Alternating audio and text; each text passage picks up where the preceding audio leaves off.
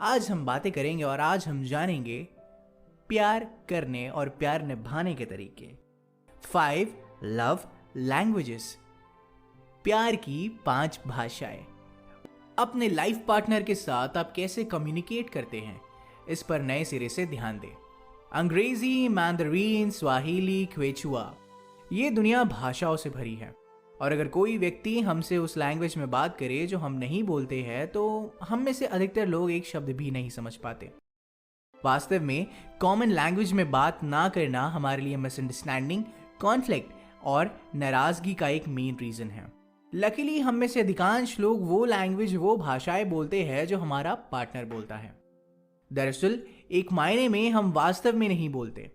अलग अलग भाषा या तरीके हैं प्यार को एक्सप्रेस करने के लिए, जताने के लिए, और अपने पार्टनर की प्राइमरी वे ऑफ कम्युनिकेशन को समझना किसी भी अच्छे रिश्ते या शादी का महत्वपूर्ण हिस्सा होती है।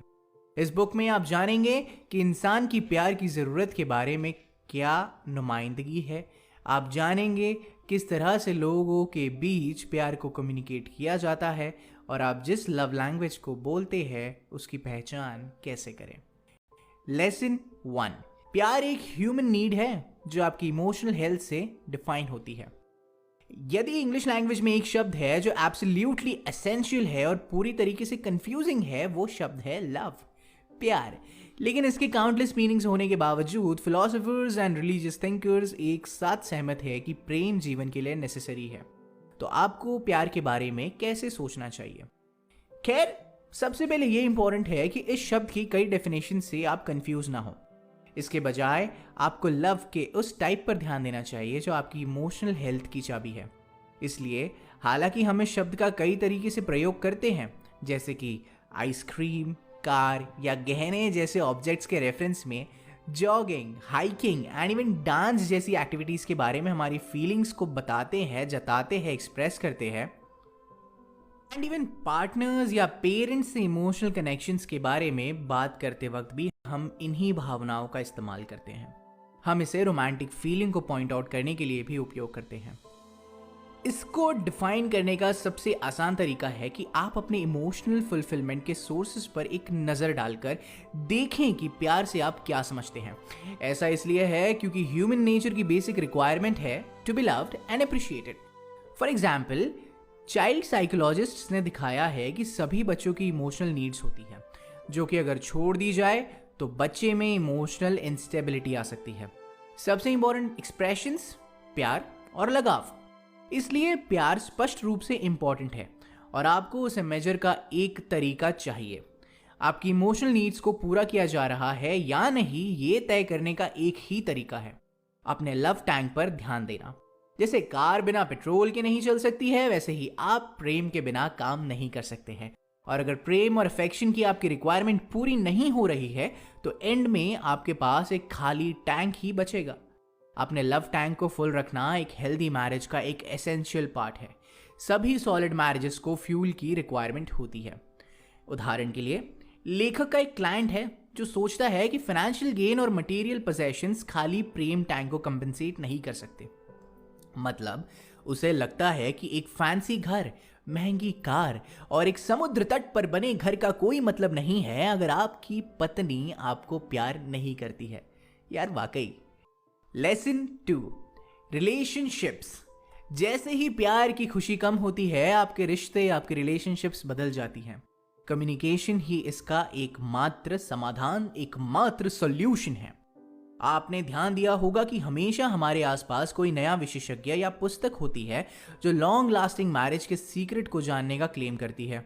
फिर भी हनीमून पीरियड के बाद जब प्रेम करने का उत्साह कम होने लगता है तो बहुत सारे कपल्स अपने प्यार को बचाए रखने के लिए स्ट्रगल कर रहे होते हैं। यह आपको आश्चर्यचकित करता है कि प्रेम हम पर कैसे असर डालता है ना?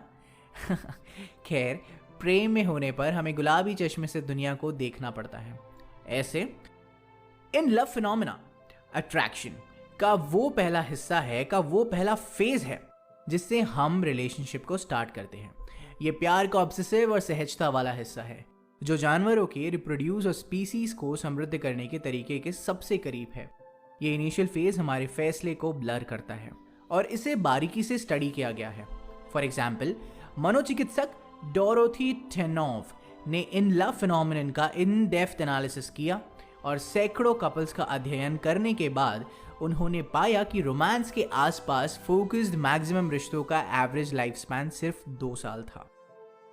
ऐसा इसलिए क्योंकि एक बार प्यार में पड़ने का उत्साह खत्म होते ही रियलिटी शुरू हो जाती है।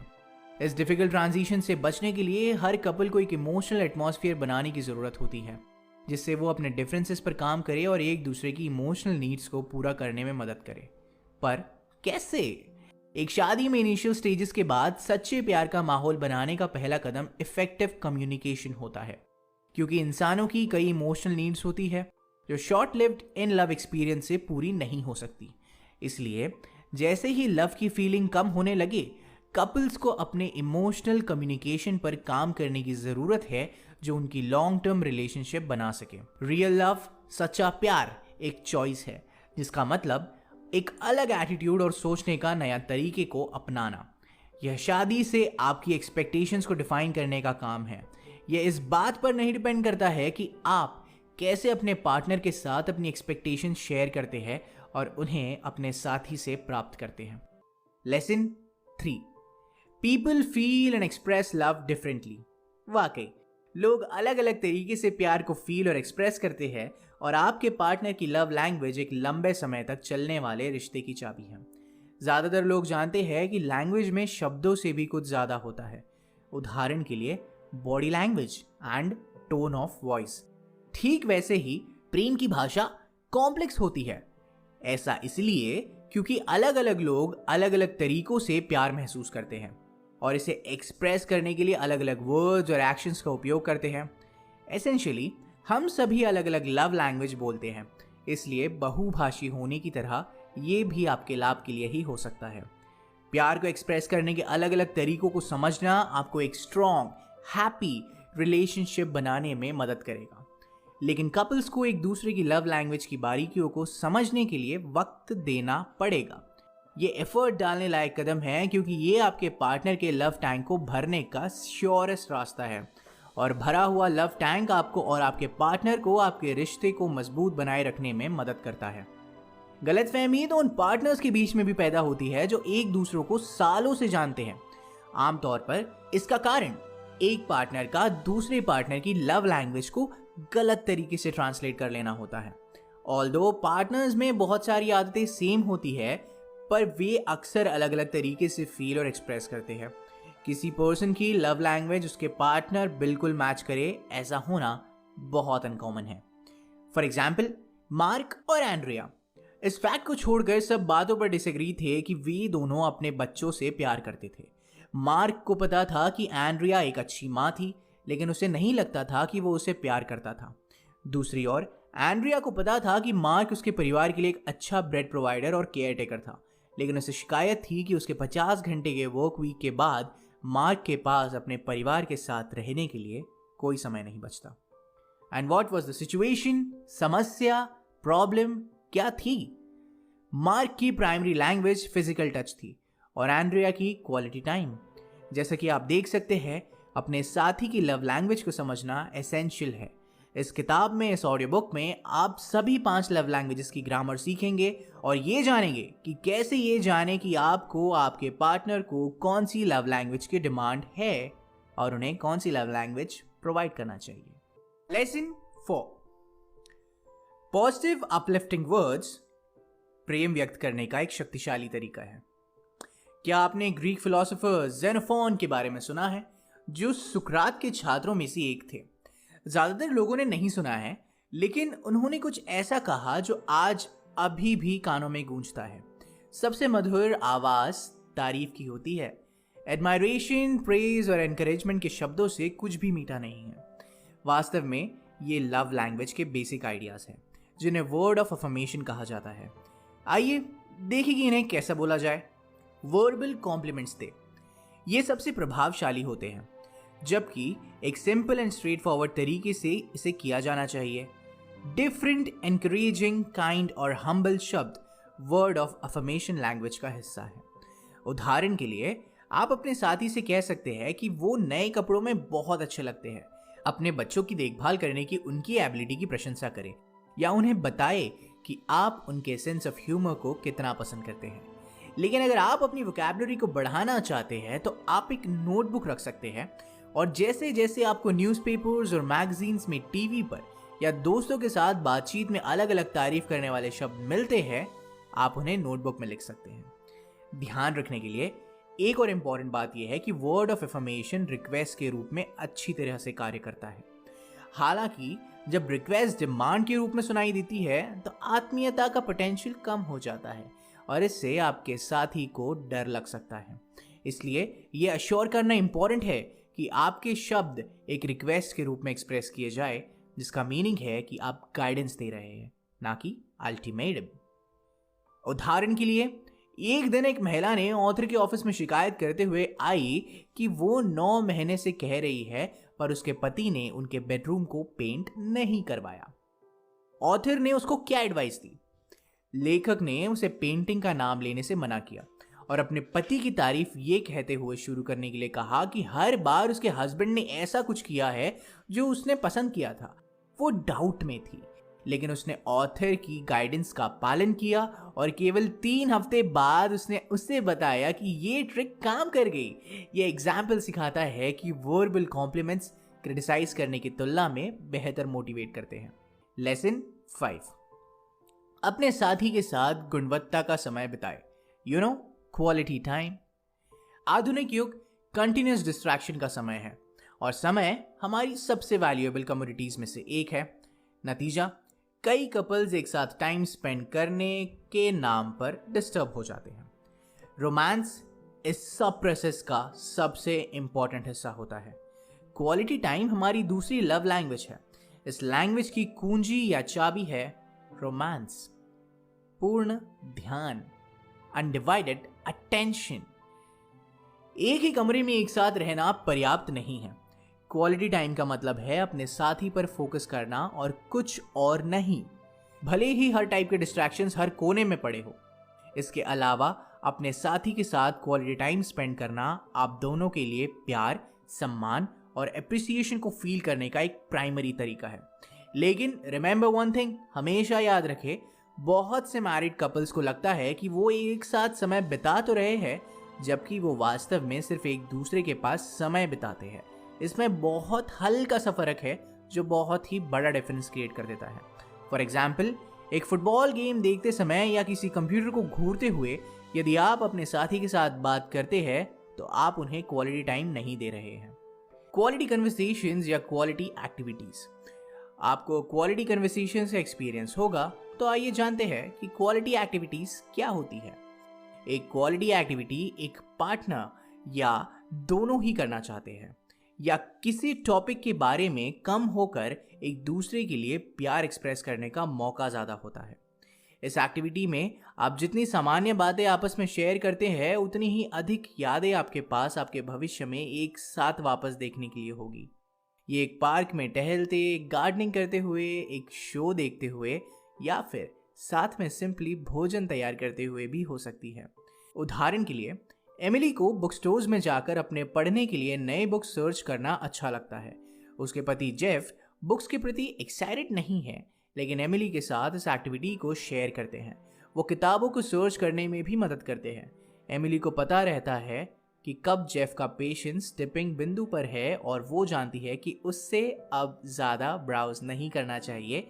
As a result, Jeff Emily की चुनी सभी बुक्स को खुशी से पेमेंट कर देता है। लेसन 6, उपहार प्यार के विजुअल सिंबल्स है और अपने पार्टनर को मॉनेटरी वैल्यू की परवाह किए बिना रेगुलर प्रेजेंट्स देकर सरप्राइज करना उनको अफेक्शन दिखाने का एक शानदार तरीका है। आप 300 AD के मयंस से लेकर नॉर्दर्न टुंड्रा में रहने वाले मॉडर्न एस्किमो तक किसी की भी संस्कृति पर एक नजर डालें और आप देखेंगे कि गिफ्ट्स देना हर मैरिटल प्रोसेस का एक अहम हिस्सा है। सभी शादियों में गिफ्ट्स देने को फोकस में रखते हुए गिफ्ट्स रिसीव करने की लव लैंग्वेज को समझना आवश्यक है।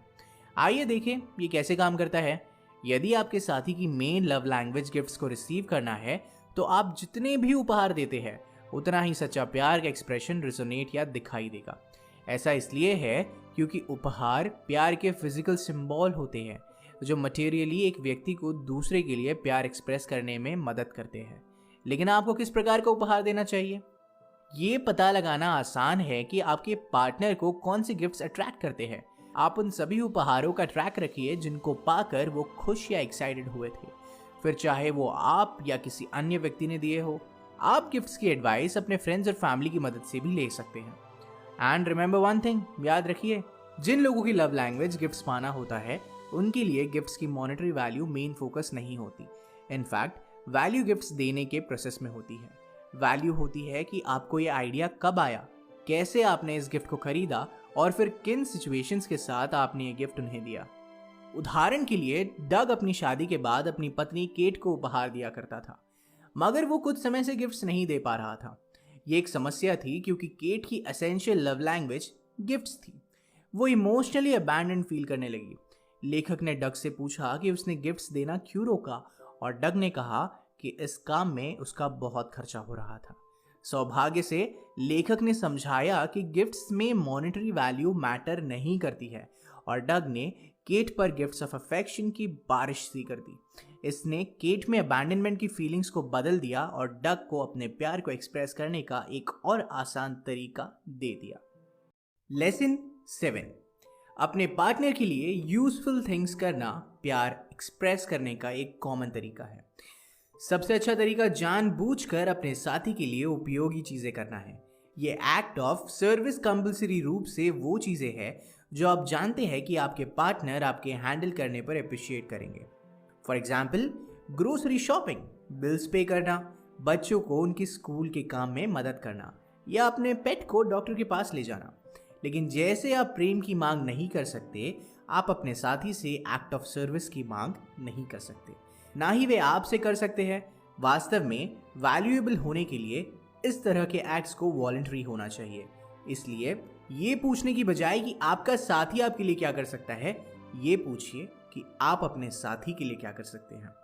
हालांकि ध्यान रखिए कि इस सवाल को पूछने पर आपको एक नज़र डालने की रिक्वायरमेंट ज़रूरत हो सकती है, और यहाँ तक कि ट्रेडिशनल जेंडर रोल पर भी अपने विचारों को एडजस्ट करना पड़ सकता है। उदाहरण के लिए, घर चलाने और बच्चों की देखभाल करना महिलाओं के लिए एक नेसेसरी टास्क नहीं है। एक्ट ऑफ सर्विस के बारे में सीखने के लिए आपको अपने लिए स्टीरियोटाइप्स को साइड में रखकर ये तय करना होगा कि आपकी जिम्मेदारी, आपकी रिस्पॉन्सिबिलिटीज क्या है। मार्क का एग्जाम्पल लेते हैं, जो एक ऐसे परिवार में बड़ा हुआ था जहां उसके पिता ने घर के काम करने के लिए उंगली तक नहीं उठाई थी। उनके पिता ने फर्श की सफाई या डायपर बदलने जैसे वाले कामों को महिलाओं के काम के रूप में देखा था। दूसरी तरफ मार्क ने देखा कि उनकी पत्नी मैरी के लिए वो कितना इंपॉर्टेंट था कि घर के कामों में कोई मदद कर दे। इसलिए उसने जेंडर्ड स्टीरियोटाइप्स को साइड में रखकर मैरी की मदद की। इससे उन्हें अपने बिहेवियर को अपनी स्टीरियोटाइप समझ से ओवरकम करने और अपनी पत्नी के लिए लव एंड रिस्पेक्ट पाने के लिए एक इम्पॉर्टेंट डील बताया। लेसन 8, फिजिकल स्पर्श आपके प्यार को दिखाने का एक बेहतरीन तरीका है। क्या आप जानते हैं कि जिन बच्चों को केयर दिया जाता है, बाहों में भरकर और किस किया जाता है, उन बच्चों की तुलना में हेल्दी और इमोशनल लाइफ्स जीते हैं जिनको ये नहीं मिलता। ये सच है और हमें इस फैक्ट से सरप्राइज नहीं होना चाहिए, क्योंकि फिजिकल टच कुछ लोगों की प्राइमरी लव लैंग्वेज है। यदि ये आपकी पार्टनर की मुख्य लव लैंग्वेज है तो आप अपने प्यार को शारीरिक स्पर्श या फिजिकल टच के माध्यम से एक्सप्रेस कर सकते हैं, जैसे हाथ पकड़ना, किस करना, गले लगाना और सेक्सुअल इंटरकोर्स जैसी चीज़ें। चर्च में या फिल्मों के लिए अपने रास्ते पर अपने पार्टनर के हाथ को पकड़कर इस तरह के एक्ट्स को एवरीडे लाइफ में शामिल करना आसान होता है। जब आप किसी और के आसपास है तो अपने साथी को गले लगाने और किस की कोशिश कर सकते हैं। ये उन्हें एक्स्ट्रा अप्रिशिएट करेगा। फॉर एग्जाम्पल, जोसेलीन ग्रीन की मैरिज एक मिलिट्री मैन से हुई है। हालांकि वो और उसके पार्टनर अक्सर फिजिकली एक साथ नहीं हो सकते हैं, उन्हें अपने पति के ओवरसीज में रहने के दौरान उनके साथ कनेक्टेड महसूस करने का तरीका ढूंढ लिया है। यदि आप और आपका पार्टनर भी एक दूसरे से दूर बहुत समय बिताते हैं तो करीबी महसूस करने का एक तरीका ढूंढने का प्रयास करें। अपने साथी की पुरानी शर्ट पहनकर स्काइपिंग करने या उन्हें फोटो भेजने जैसी चीज़ें वंडर क्रिएट कर सकती हैं। लेकिन जब आप अपने साथी के साथ होते हैं तो आप उसके अनएक्सप्लोर्ड स्थानों में छूने की कोशिश कर सकते हैं और इस बारे में उनका फीडबैक पूछ सकते हैं कि क्या ये प्लेजरेबल है। बस याद रखें, केवल आपका पार्टनर एक ही है जो ये कह सकता है कि उन्हें क्या अच्छा लगता है। वास्तव में रिश्ते में दोनों लोगों के लिए इम्पोर्टेंट होता है कि कैसे एक दूसरे को टच करने और एक दूसरे को खुश करने के बारे में सीखें। यदि आप ऐसा करने के लिए क्रिएटिव तरीकों की तलाश कर रहे हैं तो आपको मसाज या सेक्सुअल टेक्निक्स की स्टडी करना मदद कर सकता है। यह समझने में भी हार्ड वर्क करना आवश्यक है कि फिजिकल टच के छोटे छोटे स्टेप्स आपके साथी के प्रेम टैंक को कैसे भर सकते हैं। टच के प्रेशर को अलग अलग तरह से प्रयोग करें, और जाहिर है जब ये टच करने की बात आती है तो क्या इनअप्रोप्रिएट है और क्या अप्रोप्रिएट केवल आप और आपके पार्टनर के थ्रू ही डिफाइन किया जा सकता है। कहा गया है कि फिजिकल अब्यूज हमेशा इनअप्रोप्रिएट है और तुरंत रिपोर्ट किया जाना चाहिए। बिल्कुल, कंसेंट इज़ वेरी इंपॉर्टेंट। अगर आपको लग रहा है कि आप ये एक्ट इस चीज़ को एंजॉय कर रहे हैं फिजिकली और मेंटली, तो आप इसके साथ आगे बढ़िए। अगर किसी भी वक्त किसी भी क्षण आपको फिजिकल अब्यूज़ का हल्का सा भी एहसास होता है, उसे वहीं अबैंडन करिए और आगे बढ़िए। लेसन 9, अपनी प्राइमरी लव लैंग्वेज को पिन पॉइंट करें। अब जब आप 5 लव लैंग्वेजेस को जान चुके हैं, लेकिन ये कैसा पता लगाए कि आपकी लव लैंग्वेज कौन सी है? ये आसान है, बिल्कुल आसान। सबसे पहले अपने आप से पूछिए कि आप अपने पार्टनर से अक्सर क्या रिक्वेस्ट करते हैं। यह संभावना है कि जिन चीज़ों के लिए आप अधिक से अधिक पूछते हैं वे चीज़ें हैं जो आपको अधिक इमोशनल रूप से पूरा करती है। फिर अपने इंस्टिंक्ट्स को फॉलो करें और ध्यान रखें कि जब आप वास्तव में अप्रिशिएट करते हैं तो मन में क्या आता है। अप्रिशिएट करते हैं तो मन में आने वाली चीज़ पहली ही शायद असली रूप में वो एक्सप्रेशन होती है, वो फीलिंग होती है, वो इमोशन होता है जो आप अपने पार्टनर के लिए महसूस करते हैं। शायद ये किसी के साथ टाइम स्पेंड करना या प्रशंसा प्राप्त करने जैसा ख्याल भी हो सकता है। एक बार जब आप जानते हैं कि आपको क्या अच्छा लगता है तो विचार करें कि आपका पार्टनर ऐसा क्या करता है जिससे आपको तकलीफ होती है। वास्तव में पेनफुल रिलेशनशिप एक्सपीरियंसेस आपके लव लैंग्वेज को खोजने के लिए एक एक्यूरेट गाइड हो सकते हैं। ज़रा सोचिए कि आपके पार्टनर आपके लिए पास्ट में क्या करने में फेल हुए हैं। एग्जाम्पल के लिए, अगर आपका कोई क्लोज पर्सन आपके सीरियस पेन का कारण बनता है या आपसे उस तरीके से प्यार करने में असफल रह पाता है जिस तरीके से आप चाहते थे, यदि ऐसे सभी एग्जाम्पल्स एक ही कैटेगरी में आते हैं तो ये एक अच्छा चांस है कि वो कैटेगरी आपकी प्राइमरी लव लैंग्वेज हो। लेकिन आपकी परवरिश का भी आपकी लव लैंग्वेज के डेवलपमेंट पर एक बड़ा इफेक्ट पड़ता है। ये आपको समझाता है और समझने में मदद करता है कि आपके माता पिता ने आपको कैसा लव महसूस कराया था जब आप बड़े हो रहे थे। इस तरह की यादें आपका ये पता लगाने का एक रास्ता और एकमात्र रास्ता है कि आप किस लव लैंग्वेज को बोलते हैं। उदाहरण के लिए, एला की main love language gifts receive करना है, लेकिन ये समझने के लिए उसे अपने चाइल्डहुड के बैड एक्सपीरियंसेस के बारे में सोचना पड़ेगा। स्पेसिफिकली वह क्रिसमस की सुबह याद करती थी जब वह छोटी लड़की थी। उसके बड़े भाई ने उसके लिए गिफ्ट्स चुनने में मेहनत नहीं की और समय बचाने के लिए उसे घर में ऐसे ही पड़ा हुआ कोई सामान दे दिया। इस मूवमेंट और इमोशनल पेन को याद करते हुए एला ने पाया कि उसके लिए गिफ्ट्स रिसीव करना कितना महत्वपूर्ण है। और याद रखें, एक बार जब आपने और अपने साथी की लव लैंग्वेज को पिन पॉइंट कर दिया है तो उस ज्ञान का उपयोग करना श्योर है। After all, communication is the true love. Communication ही सच्चा प्यार है। तो फिलहाल ये किताब कहती है कि आजकल मैरिड कपल्स की कई प्रॉब्लम सामने आती है।